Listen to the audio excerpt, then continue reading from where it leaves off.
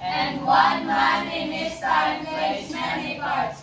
His acts being 3, 4, 5, 6. 7 ages. At first, the infant, mewling and puking in the nurse's arms.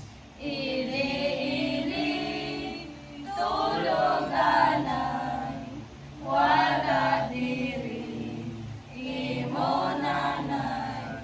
And then, the whining schoolboy with his satchel and shining morning face, creeping like a snail unwillingly to school. No, I don't wanna go to school. And then, the lover, sighing like a furnace with a woeful ballad. Nothing gonna change my love for you. You ought to know how much I love you. One thing you can be sure of, and I ask for more than your love. Made to his mistress eyebrows. And then, the soldier. Attention! Oh! Kaliwa kanan, kaliwa kanan, kaliwa. Kaliwa, kaliwa kanan, kaliwa kanan, kaliwa. Kaliwa. All of search out and burden the upon.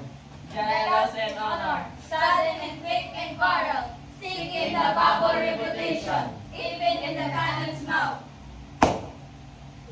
And then, the justice, justice, in fair round belly with a gold cap on eye, with an icy bear and beard of formal cut, full of wise souls and modern instances, and so he plays his parts. Objection. Objection! Objection, Your Honor!